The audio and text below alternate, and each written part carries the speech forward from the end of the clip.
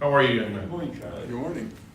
So, I've met all of you. My name is Loren Geeting, though, for the sake of the filming. I'm a relatively new member of the church here. I started in, I think, late October of last year, maybe September, after living 30 years abroad. And I've gone through lots of titles for what I was going to say this morning. I can't remember what it was that was published, but this is the most recent version, and how singing took me on this religious journey. And I'm going to be honest with you, a lot of my life I've not felt terribly religious. I didn't attend a lot of church. Well, I did attend a lot of church as a result of my singing, but it wasn't something that I did because I was feeling deeply Christian and religious. But it has been a pretty exciting adventure, and I'm going to try and talk. I will be talking fairly quickly because I have a lot to get through. In timing this today, they gave me 45 minutes maximum to take, and I usually finish at about 43. So save your questions for afterwards. To begin with, I mean, who am I? This is me with 4 out of 5 of my children. This is my second wife, who I'm now divorced with, Isabel, Ross, Sky, who you may know wanders around with the crutches a lot, and Bo.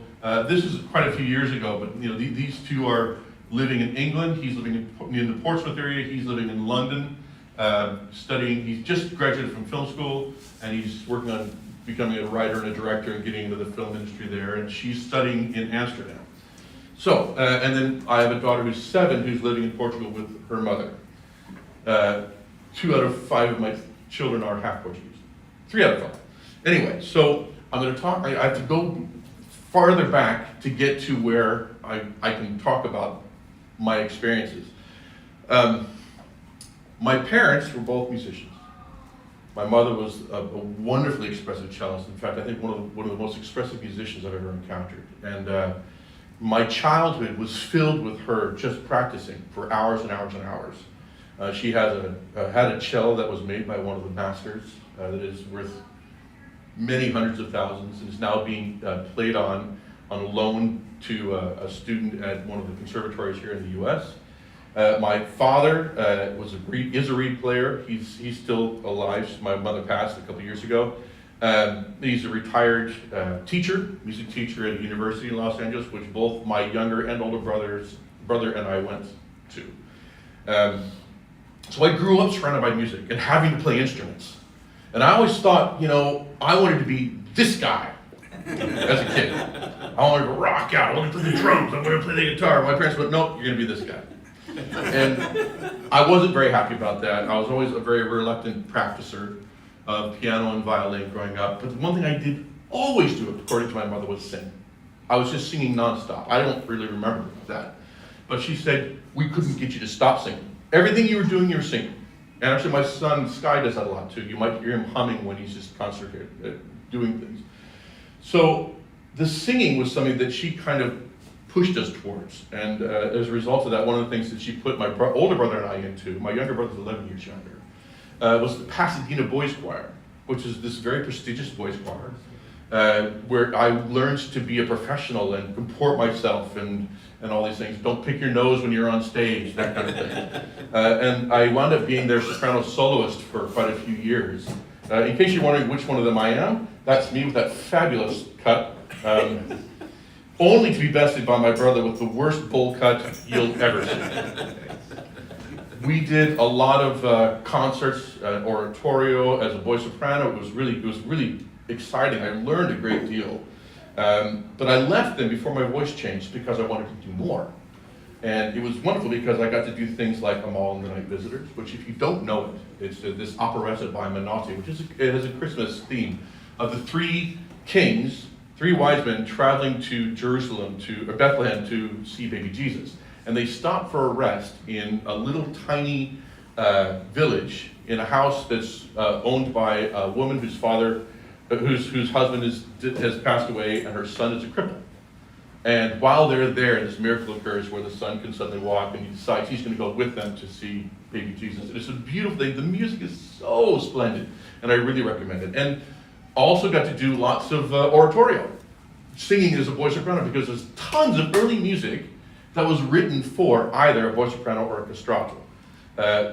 which is where they remove certain parts of the male anatomy to keep the voice high before the voice changes. You can guess which one of those two I am. But then sort of throughout that time and up into my teenage years, I was going to Hollywood Presbyterian Church. And you can see there, here's the church is just a beautiful church. It's really in downtown Hollywood. And there's the Hollywood sign back there. It looks much closer when you're there. And it's a beautiful church. And you can see inside it's all wood and beautiful and rich. And the music director there was Fred Bach at the time when I was there. And you probably don't pay attention to this, but I do. A lot of our hymns are arranged by Fred Bach. He was a really his arrangements, his choral, his writing, his music writing was phenomenal. And the choir there was beautiful. But everything was led by this man, Dr. Lloyd Ogilvie. And growing up in this church really introduced me to a lot of sort of the way I felt about religion. And that carried through my life.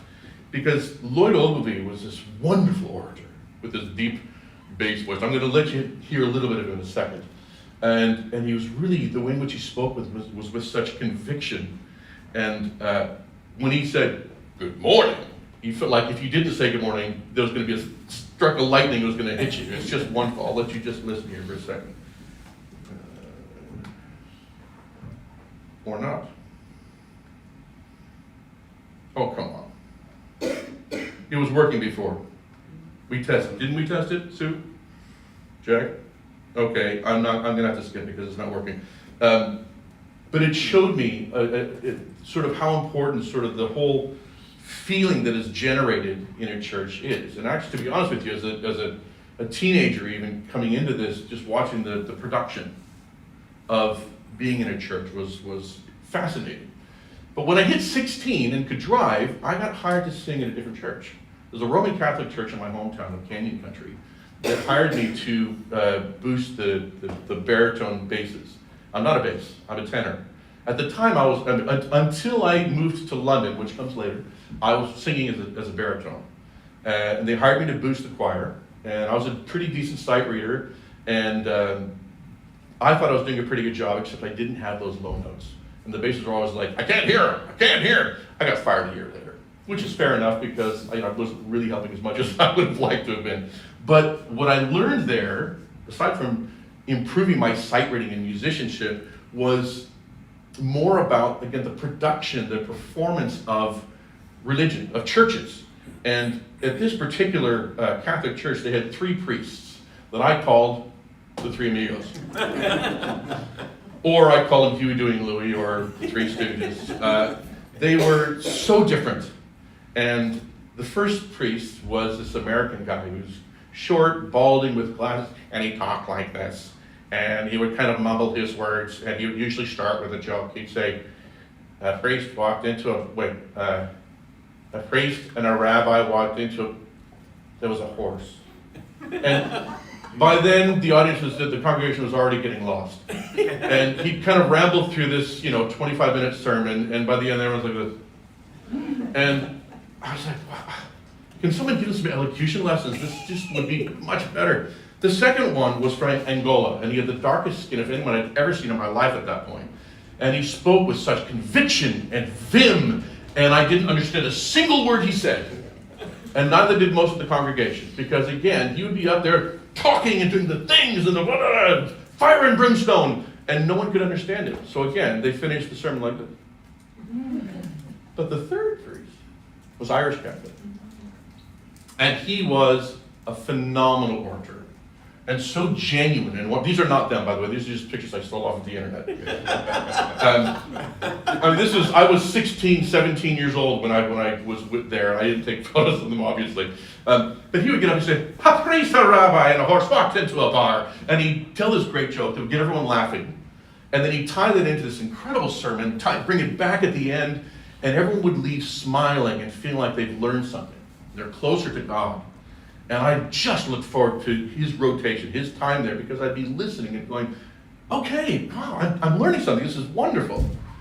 Of course, as I said, they did eventually let me go, because after a year there, they're like, we need to hire someone who's got a deeper voice than you. And that was fair enough.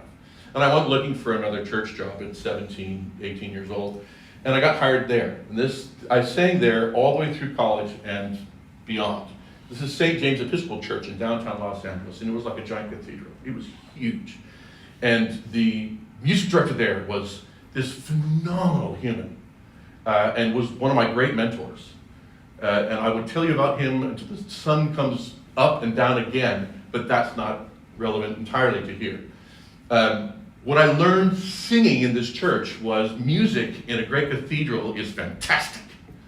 Hearing people speak is impossible. Because, we were in the very back of this place, and at the very other side of it was the service. And the pastor would get, I will bring to you from taking Harper. And it just, I never heard a single sermon. I never understood anything that was being said. But the music carried me. And so any religious experience that I had from this moment for many years was based on music. And it was a professional choir, 2 on a part, all professionals that were being paid to be there. For the Catholic Church, I was getting paid $17 per service. For these guys, it was 36. And then I also got hired through these other professionals to sing at a Seventh-day Adventist church on Saturdays. And again, it was a much different service. And it was much more modern music. And there was parts of the service, because I wasn't a member of the church, that I couldn't be there for. And they would say, go now to the room, and I'd go out in the back. I couldn't hear anything, but they came to get me and brought me back again. I thought, what's so secret that I can't see it? But who knows? It was just very interesting. And also, the High Holy Days, the Jewish temples. And this, wow, okay, this is where we really get into the production thing.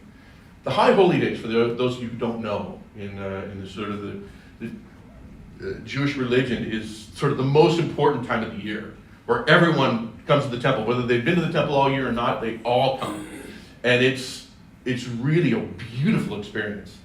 And this first one I got hired to sing in San Fernando Valley, which is the Valley in Los Angeles,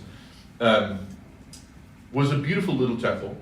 And I sang everything, all the Hebrew phonetically, having no idea what everything meant, but the music was beautiful. Everyone knew all the words to everything. And I was complimented a lot about sort of what I was singing, and I'm sure I sang it incorrectly with whatever, but it was just beautiful. But a week after singing there, I got a phone call, and someone said, hey, Loren, I caught you at this temple in San Fernando for the High Holy Days. You were really great. Just curious, how much did they pay you? And I said, well, they paid me $750 for the week, which, as now a college student, was a lot of money for a week's worth of work at that time. This is in the 90s, 80s to 90s. I said, well, we'd like to hire you for the next High Holy Days. We're going to book you right now to sing in the Santa Monica Temple for $1,000. I went, yeah, all right. Now we're talking. So the next year I sang in Santa Monica. And then a week after that, the High Holy Days were done, I got a phone call and said, hey, listen, I caught you at the Santa Monica Temple. You sang that beautiful solo. It was so nice. How much did they pay you? And I went, $1,200. I said, oh, well, in that case, we're going to pay you $1,500 to come sing with us. It was like going from the minor leagues to the major leagues. The whole production value just went up like that. And it was wonderful. And it was just, again, an incredible experience. And I sang there for several years. And you can see the difference in these 3 temples and how, there's more money in some of them. After this, I went on to study in Europe. But during this time, I also sang lots and lots of oratorio as a baritone. I did Handel's Messiah and Fauré Requiems, and I sang like Verdi and Bach and what did I put in here? Haydn, lots more. And these are, again, not me. Stolen from the internet, because I'm terrible at selling myself. I wish I'd taken photos and videos of myself in those productions that I was in. I never did. So I just ripped things off from the internet. I did lots of oratorio, and this is of course sacred text, most of it, a lot of it. And what I took out of it was the music, the beauty of the music, the investment of these composers into that music. And that meant more to me than actually what the word was and what the word meant to me at this time. That comes later. But I realized in singing with these other professionals who were much better than me, that I was not at the level that I wanted to be at. I would hear these singers with these phenomenal voices, and I was putting on a voice, I realized. I'd spent my years, up until this point, singing with a naturally good voice. And I'd say, is it oratory today? And I'd put on this big, what I thought was a classical operatic voice. And a musical theater, I just changed what I was doing, and I didn't understand the mechanics of it. And I had teachers, but I wasn't listening to them. So I was like, I already got this sorted out. Look, I'm getting paid to do it. So I applied to, at my father's recommendation, to the Royal College of Music in London. And that again comes later, because I'm going to tell you what I learned first. What did I learn in this point, up to this point? Well, I learned that not all pastors are created equal. And it's worth, if you're going to be an orator of some kind, worth going and studying and learning how to do it better. No matter who you are, no matter what walk you've taken in your life, because there's always more you can learn. And as a professional performer, I made many mistakes. Especially, I was the MC for many concerts in the UK, and I learned the hard way how bad I was, and learned to speak more clearly and emphatically. I'm sorry again if I'm speaking too quickly today, but I'm trying to get through a lot. Getting paid to sing is a lot more fun than doing anything else. You know, especially as like a teenager going to my college years, working at Wendy's or McDonald's, singing was the jam, was the bomb. And religion is big business, huge business. And you can see it in the mega churches here in the US now, and it's something that I don't really condone. I think that the way in which they convict people is wonderful, but it's not the reason why we should go to church, you know? And that was something that kind of turned me off to organized religion for a long time, because I thought, I want to come and feel closer to God. I don't just want to give my money and feel better. And so I didn't really tend to go to church regularly, because I just thought religion is a personal thing. And if I am having a relationship with God, which I did sometimes, and other times I didn't. In fact, not going to church, usually the times that I prayed were when I needed something. But that idea was something that I struggled with, and I still do. And I've had wonderful conversations, by the way, with Stephen here that have just, I just think he's fantastic. Anyway, moving on, I was accepted into the Royal College of Music, and I moved to London at 24 years of age. That is the Royal College of Music, which is this marvelous, brilliant, beautiful building in the center of London, right across the street from the Royal Albert Hall. Now, if you ever go to London and you don't see a concert in the Royal Albert Hall, you have missed out. And I could talk about this place for a day. It is just the story, the history of it is so rich, and the concerts. When I was a student at the Royal College of Music, I worked crew there, putting in and getting out events. I worked follow spot. I would work front of house. I would do anything. The money was terrible, but it was just incredible to be there and watch these concerts and things. It was wonderful. But more than that, when I moved to London, I was still doing the church gigging. I used to call myself a vocal prostitute, because I'd just be like, does it pay? Yep, I'll do that. And one of the places I got to sing for a while was the Tower of London Chapel. Now, if you've been to the Tower of London, you probably didn't even notice there was a chapel. It's very small. This is a photo of the inside of the chapel. It's very intimate. But it was incredible, because it's for legal reasons, it is identified as a house of residence for the royal family, even though they don't live there. But it protects it, and in order for me to be allowed to go in there and to work, I had to go through a whole investigation, an interview process, and get a pass that was only allowed me to enter there on Sundays. And I had to go through the back gate where the guards are there with the M16s. But once I was in and I sang my 2 services, then I could stay.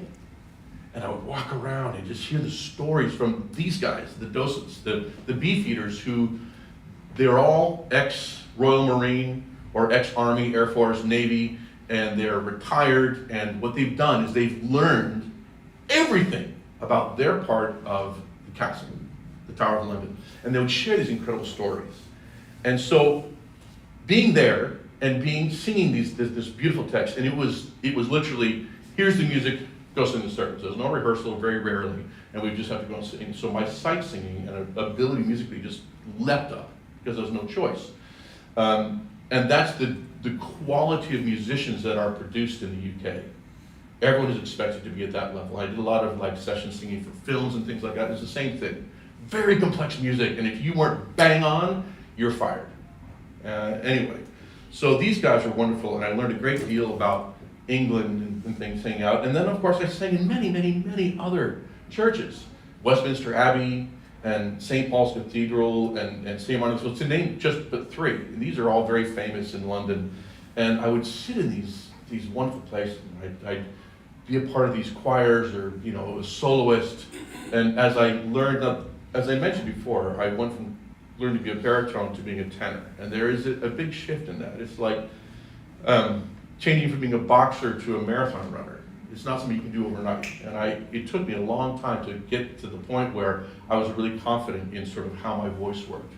But these places were wonderful testing grounds musically. And I got to sit and sing all this wonderful oratorio and just enjoy all these experiences. And they were it was incredible. Now, following this, I went on to have other things. But what did I learn from singing in these places? God does not necessarily live here. As beautiful, as splendorous as it is, this is not where God is. This is where God is. The people who came to hear these services, these performances, they came for many reasons. One was to enjoy the music, of course. Another was to enjoy the service and to continue having a conversation with God. And in talking with these people, it was a really wonderful experience because I got to take a lot away from them. Especially the things that I wasn't taking enough away from were the people who were there because it was a religious experience. I was there because it was a musical experience. And then I went on and had a secular career singing in London's West End, which is like Broadway, but 500, 600 years older. But did all the musicals and operas and things, and I'll skip over that because that's not really mine here. But I did travel a lot throughout all of Europe. This is the British Airways sort of flight path, but I went to every country in Europe at least twice.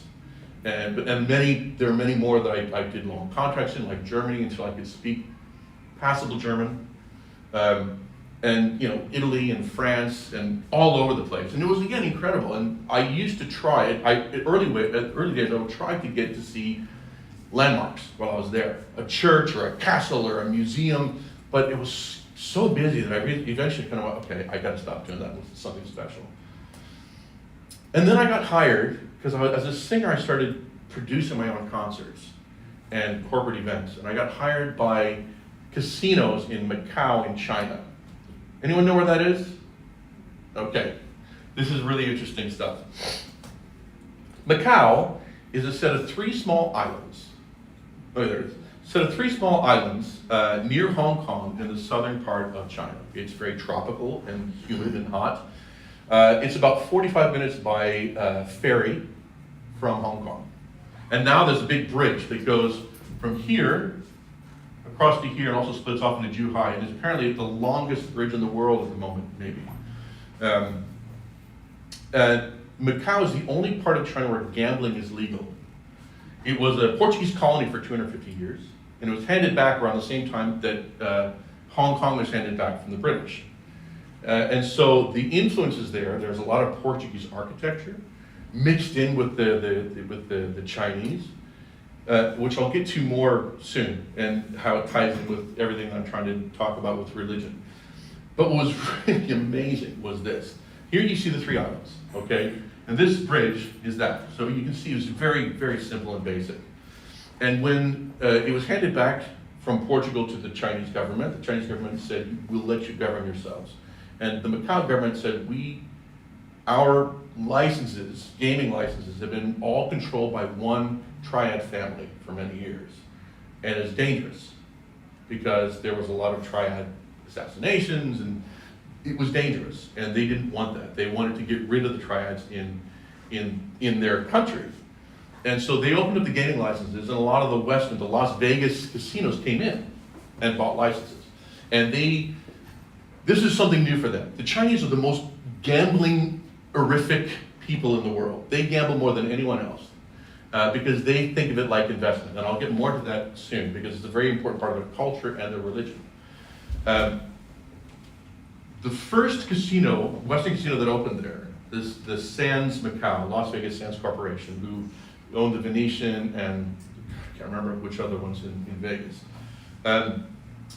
They were the first one to open. They invested $600 million, and that was a very, not a lot of money for a resort. It was a very safe investment, and all the others were doing the same thing. They were waiting to see, because if it's a disaster, they just walk away and leave the buildings there and say, forget it, okay, we haven't lost too much. They expected to make that money back based on Las Vegas models in 5 or 6 years. They made it back in 9 months. So immediately it was like, Bill, quick, faster. And the chairman of the Las Vegas Sands Corporation, who was my boss for many years, Sheldon Adelson, went back to the Macau government and said, I want to build the whole Las Vegas Strip and control the whole damn thing. And they said, no, we're not going to let you do that, partly because we're just small islands, and also because we don't like you. You're not a nice person. He wasn't. He was very intimidating. So instead, he bought this bit of water, and he filled it. And this Las Vegas Strip, called the Cotai Strip, because it was between the islands of Taipa and Cotai, is where you see most of these big mega resorts, the biggest in the world. And this was a phenomenon. This is what I walked into. I worked at the Venetian there for 6 years, and then was poached by another place to work for a couple of years, was poached again, and I worked with Cirque du Soleil as an artistic director, and Dragon, and DreamWorks Live Events, and all these incredible things, which is totally secular. And what you had on top of that, or underneath that, this strata of gaming, was this old Portuguese architecture and culture, which of course was very Catholic, and the old Chinese. And you could walk from one street here, turn in here, and there's a little tiny temple that was not as big and splendorous as this, but it was just very interesting. You go, wow, how can they be this close and have gotten along? But the whole culture there was so mixed. In fact, the languages of Macau are Portuguese and Chinese and English. And so all the documents have to be in all 3 of those languages so that you can read it and sign it and things like that. And then on top of that was this culture of modern greed, capitalism pure and simple, that took advantage of lots of elements of the Chinese culture, which I'll talk more about now.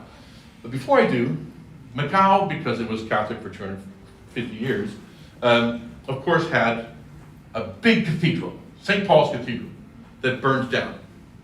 So they rebuilt it better, and it burned down again. And they said, oh, forget about it, nobody cares. And that's just what's left. It's there in the center of town. They've left because it looks beautiful and it's a great landmark. But they in this place where the Portuguese were established for 250 years, they did not have a large church. I went to a church with a Lutheran church with a fantastic pastor and things, but it wasn't there. And it was very interesting to me that what the Portuguese left there was this instead of an actual church where people could worship. But what was even more interesting was the pantheon of the old gods, which are still worshipped today. And you would think in a communist country where they frown on religion, you see little temples like this, little shrines like this in every house, where the gods that are unique or particular to a family would be prayed to. And they put little incense in front and they pray for, please get my son safe to university, please help us to have a successful year, whatever. And the gods are just wonderful. This is a story called Journey to the West, which is the most famous story of myth of the old gods. And it's the Chinese tell it in so many different ways, and it's wonderful and it's humorous. You can see the most famous trickster, the monkey, is the leader of it. It was a part of every part of the element of culture. And it was wonderful for me to be there, be a part of it, and see this religion was so deeply embedded that even when Buddhism came along, it was not replaced, it was just incorporated. So you can see here, these temples were beautiful and splendorous, many of them, not all. These things like the lions here are not just for looks. The lions were there to protect that place. And they were from demons and from bad juju, and karma and feng shui was incredibly important to the Chinese culture. And here, this is the goddess Amma, who is the goddess that is unique to Macau. In fact, It was originally called the island of Gao, so Gao became Macau. And just to give you an idea how big that is, this is a little tiny person there. And along came Buddhism. And it was just incorporated into Chinese culture. And again, the Chinese would come and they would buy their incense sticks, and some of them small like this. There were many that were this tall and that big around, that the more incense you're burning, sort of the better the likelihood of your prayers being scented by Buddha or by the original gods, whatever. And it was just wonderful to watch, because people really, they fervently prayed for whatever it is that they were looking to pray about. And it was a wonderful education to me. And you would see these beautiful, beautiful little temples like this all over the place. Colorful and vibrant and wonderful and tiny. And it would only fit maybe 5 or 10 people at a time. So people would have to wait. And sometimes, like during Chinese New Year, there would be a line down the road of people waiting for their turn to pray for their family, for their whatever. And of course, Buddhism, once it became a part of the culture there, these giant Buddhas were built all over. This is the most famous one you might have seen in photos and things, carved into the rock, but there are so many. These are just 3 that I saw myself. This is on the top of the mountains above Hong Kong, with this incredible view of Hong Kong and the bay and South China Sea and Lishan. This is much bigger than it looks there. It's huge. Those are just 3 that I got to see in my travels through China. And the idea of karma being very important to the Chinese. If you did something bad in your life, if you were unfaithful, if you hurt someone, if you ran over a cat with your car, you needed to rebalance your karma. And one of the things that they would often do is they would go down to the live animal markets, and they would buy turtles, which would otherwise be someone's dinner. And they would bring them to these temples, whether it was for the old gods or for the Buddhist temples, and they would release them, thus rebalancing their karma because they're saving a life. And so you would find in every temple hundreds of turtles. It was just fascinating to me how that was it's an automatic. Maybe like the way the Catholics say Hail Marys and whatever, it's a very interesting thing. But I like that idea of saving a life helps and it should help you to feel better, actually. I ran over a crow on the road, not realizing, and my wife went crazy. She's like, "Oh my God, you killed a crow!" I'm like, "Oh, I'm sorry." She said, and we went that evening to buy 3 turtles and to release them from the temple, just to make sure that bad juju didn't come around and hit me. I don't know if you've ever seen a lion dance. Lion dances are wonderful. They're incredible performances and so important to the culture in China. The lion dance at Chinese New Year, you organize with a feng shui master and the lion dance company when is a propitious time for them to come to your store or your center of your town or your temple. And they would do this performance. And if the last video didn't work, this one probably won't either, which is very frustrating because it should. I don't know why that's not working. I had just a quick video. Try to touch the screen. It is a touch screen, isn't it? Nope, didn't work there either. Okay, it's worth a shot. It's so funny because testing this before you guys came in worked fine. Is this just sound? No, it's the video. It's the video Okay. with sound. I was going to say it's the sound was on in your laptop. So the lion dance, they're on poles that go between 6 and 10 feet. And they're spread out over about a 20-foot space. And the 2 acrobats in the lion, would jump from pole to pole in this incredibly complex performance that they will have practiced for an entire year before coming and performing in Chinese New Year. And how successful they are was a very important part of how successful their blessings will be. For example, if they fell during a performance, that would be the worst luck. And those 2 acrobats would be just exercised forever. And what the lion would do, if you owned a shop, is the lion would come in. There's a male and female lion that were the leading 2, and then there would be as many as you could afford to buy. But one of the 2 or the 2 would come into your shop, and they would do a performance. And as a shopkeeper, you would take a red packet full of money, and you'd put it into the mouth of the lion. The acrobat would take it, put it in a pocket, and give you back a scroll. And that scroll is your blessing for the year. And that goes unfurled on your wall to show everyone that you've been blessed for the coming year with good fortune. And if you didn't have that on your wall, many Chinese would not even go into your shop. You didn't get blessed for this year? Ooh, that's bad luck. They'll go with someone else. So it was such an important part of the culture. And God, so beautiful. You've all seen the dragons as well, the long trained dragons, but the lions were just, anyway. And of course, the idea of feng shui, of balance, feng shui, and balance, and the fact that so many people practice Tai Chi, and you could see them just in the parks and the things in the evening, and they would come together, sometimes in groups, sometimes just by themselves, interacted perfectly with the old gods' Chinese zodiac. Now, if you don't know which one you are, it's worth looking into in the same way that you're a Pisces or a whatever, Scorpio. I'm a rooster, and it was so important the first week that I was in Macau that they understood who I was. They said, what are you? I'm like, I don't know. No idea. So they asked for my birth year and all these things, and they went back and they wanted to know the moon that was up and things, and they came back and said, you're a cock. I'm like, excuse me? A rooster. But it was very interesting to see roosters are always on time, reliable, and independent. Was I on time? Yes, I was early. Even though my driveway was covered in ice and it took me about 25 minutes to get out. They like to be the center of attention, but need to be careful they do not seem conceited. And that actually does, that is me. You can tell by the mustache.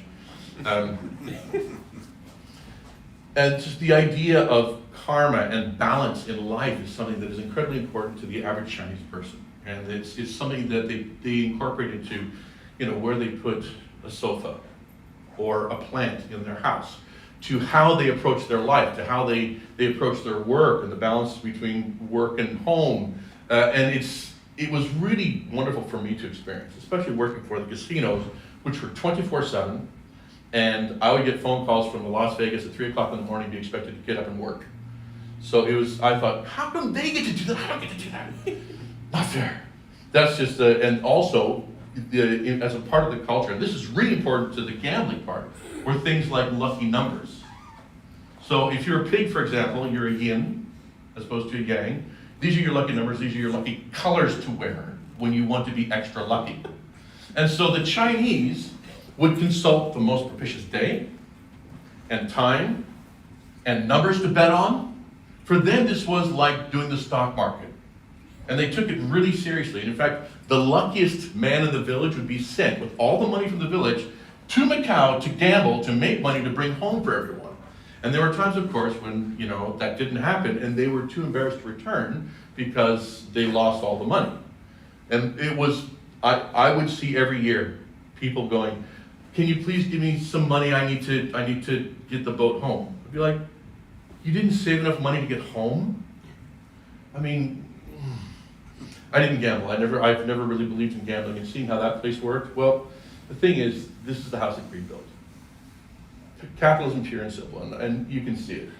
And you can see just how beautiful these places are, that this is a place that, God wasn't there.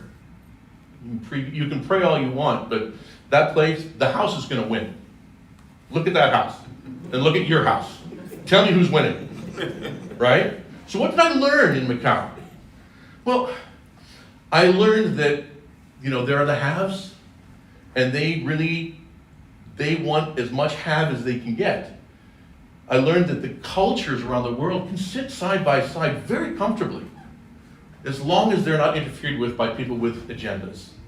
The Portuguese living there alongside the Chinese, they got along just great. They play football together, they do Tai Chi, they'd have competitions, and everything was great. There were two major religions sitting side by side without a single problem in the world. 3, actually. But this is the have-nots. This is where the Chinese live, in these little teeny tiny, look at the bars. That's because the people who were desperate for money would climb like monkeys up these to the top floors to rob, take what they could, and then leave again. So everyone lived in the center of Macau like that. I lived on the outside where it was a bit safer, and I didn't have bars in the windows, but it was something that was always a concern. In fact, this is a better image. You can see just how small the street is and how it lines up with this giant megalithic casino. This is the haves and the have-nots.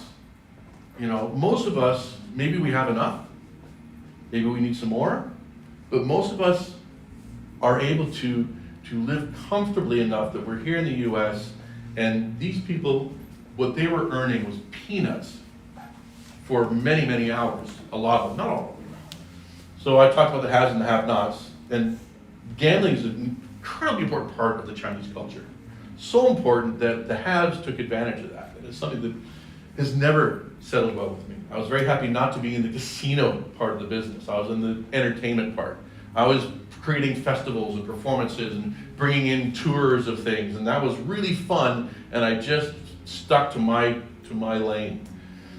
That is exploited, absolutely. Religion is a part of everyday life there. Whether you're praying to Buddha or to the old pantheon of gods, or both, it was incredibly important. And the house always wins. Always, eventually. But my time there came to an end, eventually. And I went to live somewhere else. And it was actually to save my son. You know Sky, the kid with the crutches that I mentioned at the very beginning?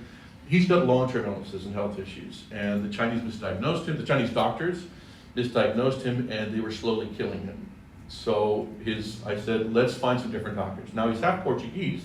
So my wife took him to Portugal to be looked at by the doctors there. And they saved his life. I'm gonna cut this short because again, I'm gonna run out of time. They saved his life. So we moved to Portugal. But I didn't spend very much time there. We bought this beautiful 240-year-old house, and it was a ruin, and made it this nice 7-bedroom house with, extended rooms. That was a 5-minute walk to the beach. It was wonderful. This is a real beach, not far from our house. Maybe 15 minutes away, that the tourists don't know about. So all the locals will go to these little tiny places. It's just fantastic. But again, I didn't spend very much time there because I was either traveling to make festivals or to negotiate new for a company I was working for, and then came COVID. So work stopped and I was just stuck at home. But from there, I got hired by some of my old Cirque buddies to go to a new place. And I'll get to that in just a second, just to give you an idea of how amazing Portugal is. If you haven't been to Portugal, go to Portugal, it's beautiful. Nazaré was a beach about an hour north of us that has the largest surfed waves in the world, largest waves in the world. This is not the biggest wave, by the way, just for point of reference. Is that you? No. I did surf when I was in Los Angeles. I would have died here many times over.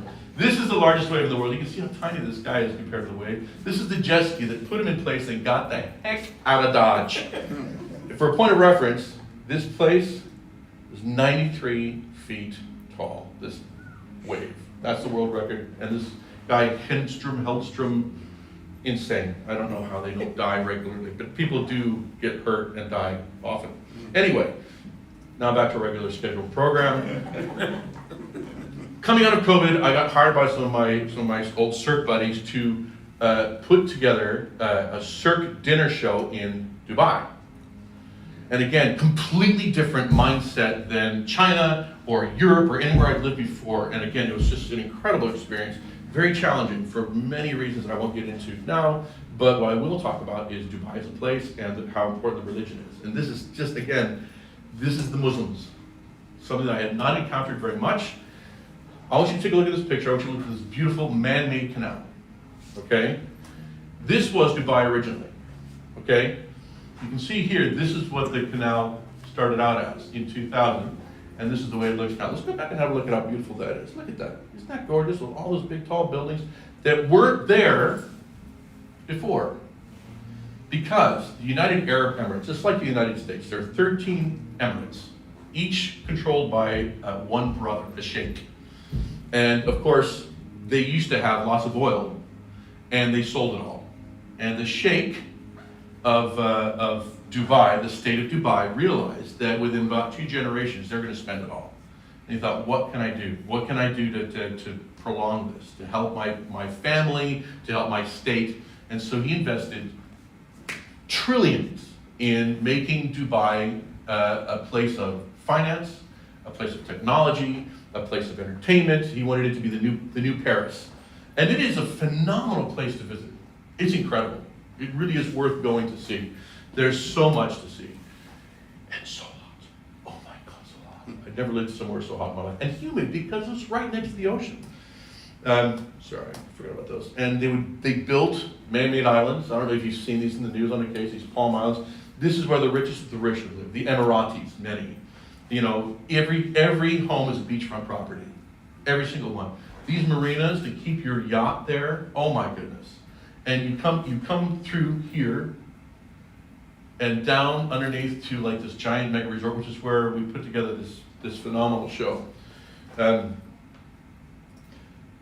in every community, there was a mosque. Some were very simple and basic. They all had a tower where these speakers broadcast the worship, the songs that were being sung to pray. And I'll get to sort of the praying in a bit. Some of the mosques were bigger than others. I'm going to be honest with you, some of them were mega mosques. It's like transforming, all come together to transform to make mega mosque. And a lot of that was about being seen for the influential Muslims, the Emiratis in particular. People would pray 5 times a day. Once just before dawn, once sort of mid-morning, once around lunchtime, once late afternoon, and then in the evening.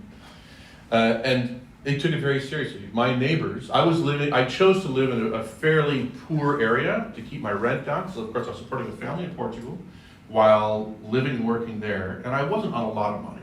There was a promise of more. I was there as a performer who was then going to take over as the artistic director once the show's up and running. And I was part of the creative team. It was like as a cirque show, I was the ringmaster, crazy costumes. So my neighbors were from all over the world because most of the people living in Dubai are not from Dubai. In fact, it's like 6% of people living in Dubai are Emirates. And everywhere else, I mean, and the people from Africa and from Pakistan and India, from all over the world coming to find work there because people are paying. Like, okay, yep, not a lot. But they were so friendly. I came in and moved into my little apartment and they went, oh, hi, wow, where are you from? And I said, I'm from America, but I've lived in many places. And they said, oh, come to my house for dinner. And so I got to know my neighbors right away from all over the world. And they were so wonderful. And many of them, not most, many. And we talk about religion and politics. And sometimes they say, what's wrong with you Americans? You guys are crazy. And I say, yeah, I know. You know, and we talk about the differences in religion. And it was just so exciting and so much fun. And it was warm and genuine, and there's never any contention. And of course now there's Ramadan, which is a month of fasting for every Muslim, where you are not allowed to drink anything except water. Nothing is allowed to touch your lips except water during the day. And the evening, your diet is very limited and specific. And what you're allowed to do during this time is very limited and specific. You can't work. You've got to pray. You've got to pray to God. You've got to ask for forgiveness. You've got to pray for your family in the coming year.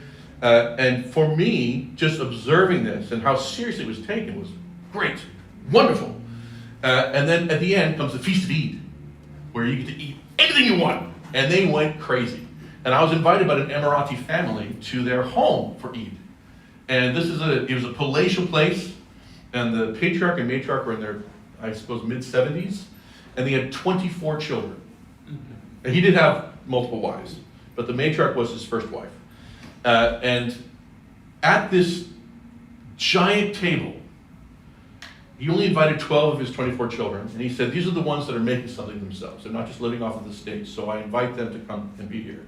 They were well-traveled, educated. The languages spoken that day, that evening, were Arabic, obviously, and English, French, Italian, depending on who they were speaking to, from what part of the world. It was just wonderful. And again, these were open, generous, thoughtful, caring people, and it was wonderful to be a part of that. And they explained to me so much about the teachings of Muhammad and why it's important, and how there are similarities to their stories to the Torah, and the Quran. It just was wonderful.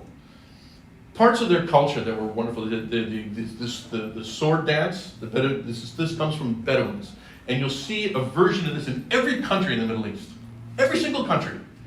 And they take it very seriously. All the men would get up and do the sword dance, and it was really exciting to watch and be not a participant, but active. And people in the evening, the men in the evening, when it's not as hot, they would come out and they would sit together and eat and talk. During the day, you don't do that because it's so insanely hot, and I'll show you how insanely hot in just a minute, that you couldn't do it.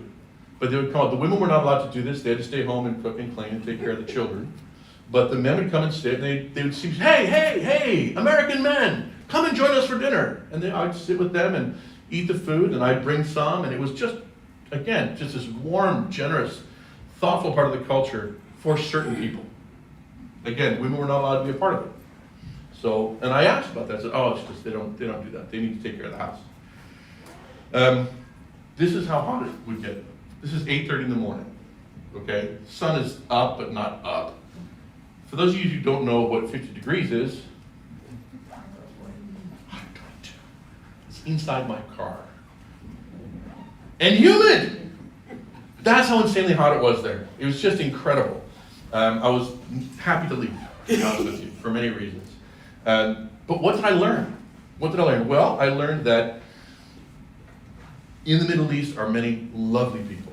Wonderful, generous, honest, open, caring, thoughtful, just like everywhere else in the world. Not judgmental. It's a beautiful culture. So rich. Slavery exists today. It is alive and well. And it's not called slavery, but as a part of that culture, they'll hire people, keep the passports, and say, you owe us for bringing you here 3 years of work. After which, and they'll put them up 12 in a room and not treat them very well, not feed them much.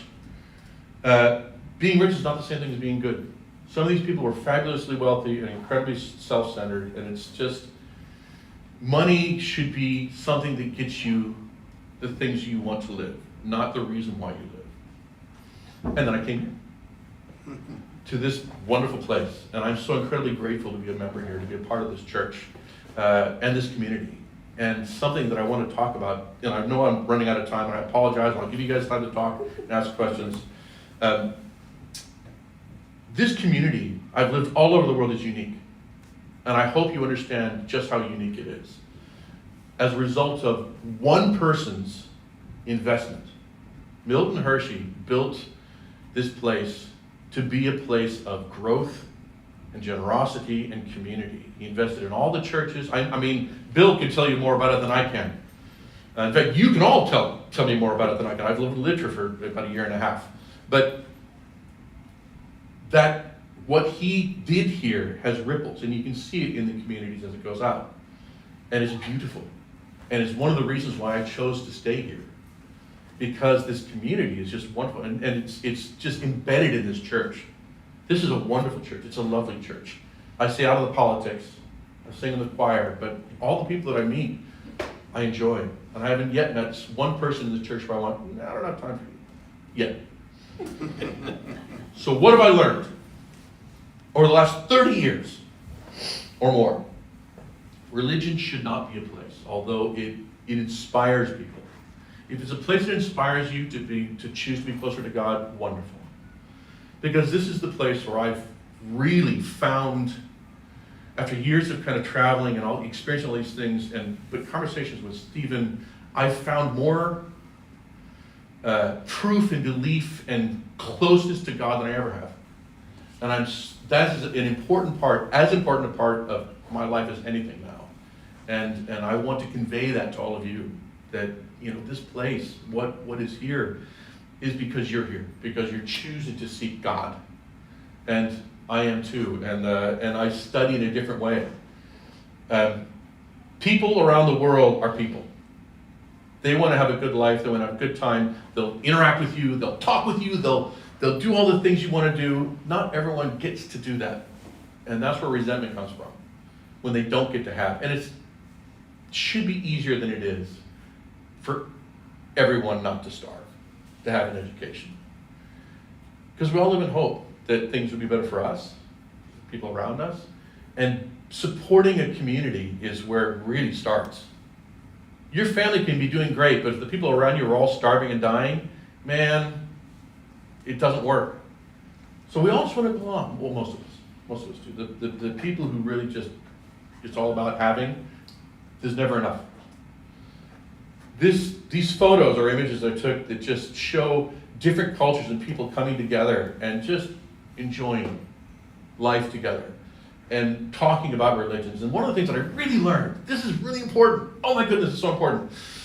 All these great religions in the world, they're kind of the same. They're all based on loving your neighbor, loving your brother, treating people the way you want to be treated. And they all connect, they all interact, but they're not separate and saying, we are the one, those don't count. I think that we're all worshiping the same God, I really do. And that's not something that necessarily is reverberated through Presbyterianism, but if you look around at the beauty of where we live and the nature, the fact that this world is a miracle, you're a miracle. The fact that we work, we function every day, oh my God, it's incredible. This is another important thing that I learned in my life. As soon as you're okay, and you take care of your family, take care of your friends, take care of your acquaintances, take care of your community, always take care of strangers. Let those ripples spread out. Again, you can see it here, but you should have that in your life. It's really important. This is the last slide, I promise. I found this image and I just thought that was so beautiful. And at the bottom here it says, let's piece together our world. And I think that just perfectly defines the way that I feel about this place that we're living in. The world is a lot smaller than you realize. Thank you very much.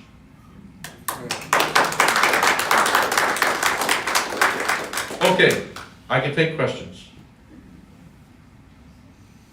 How'd you get from Portugal to Hershey? That is a very common question. Come on. I want to de-zoom. There it is. It was a confluence of needs, and I'll try and be really quick about this, but I'd had a series of sort of really difficult contracts professionally. The one thing about entertainment is everybody knows it. Everyone knows what entertainment is. They know what they like. They know when it's not good. And as a director and as a producer, I would have fights in every production with people telling me what my job was. Every single one. And I just had a series, including in Dubai, where I was just like, you guys are insane. Let me do my job, and then you'll see this production. And it's just, and I'm not a confrontational person, but there's a lot of this. It just got me too much of it. And it burned me out. My children, my two youngest children, were in Portugal with their mother. And their mother wasn't coping as a single mother. While we were divorced, I was working in Dubai, sending money home to support the family. But she just went, I can't do this right now. You need to take the kids. And Dubai was the wrong place for them. So I called my brother, who's lived in Hummelstown for about 20 years. I said, could you take my kids for the summer? They're like, yes! Oh my God, yes! And I said, when my contract finishes, they're gonna ask me to stay, and I won't. I'll come and hang out with you. So I arrived, they arrived in June, I arrived in July, burnt out, 2 summers ago, burnt out. And I inherited a house from my mother when she passed on the same street as my brother, which is another story. I'll tell you that it's hilarious how we wound up with that house, but it's not for now. Ask me just in passing over a coffee. But she gave me this house because she was so desperate to get me back around the family, bring my kids. And so my sister-in-law kept saying, well, Mom, you can just stay. You don't have to go back to Portugal. Why go back to Europe? You can just live here. You got a house. I'm like, yeah. And then I came to love this community. And I met this church. And my son likes this church. And my son's got Hershey High School, which he really enjoys. And I went, she's right. I can stay. So I did. And I love it. It's wonderful. Yes? I got to go up into the dome of St. Paul's Cathedral in London, and I remember you could whisper on one side of the dome and people could hear you on the other. And I remember at the time thinking, how does that affect sound effects like singing and so forth down there? Could you comment on domes and maybe insides of buildings and sound effects when you're singing? Acoustics in performance are incredibly important. And when designing a concert venue should be the first consideration, not just how it looks. And as you said, I mean, if it's created correctly, something like the Dome of St. Paul's Cathedral, you could sing so soft, and everyone will hear it. The sound will carry, and it'll be as if the singers are next to you when you're in the audience. The Royal Albert Hall was beautifully constructed, but the acoustics were terrible. And so, as a result, years after, they added all these sort of sound reflectors and things to try and just capture. Otherwise, because it was so big, all the sound went up and it got lost and never came back down again. Or it would come back seconds afterwards and just sound like a big giant waffle. So yeah, acoustics are incredibly important. And again, talking about like St. James Episcopal Church in Los Angeles, where you could sing and it sounded great, but hearing someone speak. Any other questions? I apologize for talking so fast. I apologize for trying to just infuse so much information into you in this short period of time. I don't talk about this stuff very much. Because One thing I wondered about, so did he build basically a floating platform between the two islands? no, he's filled it with rock and dirt and cement and put foundations that went down 80 feet to support these casinos, which eventually some of them are going like that. Welcome to Venice. Caesar. Yeah. You ever perform in Kennedy Center? I have not, because I've not lived in the U.S. Even when I was living in L.A. before this. It's my first time living in the East Coast. We used to have tickets and we sat in the balcony at the back. And you could hear the people up front talking. It was just incredible. It's a beautiful concert venue. I caught one concert last year. Just great. I'd love to go and sing there. It would be a great honor.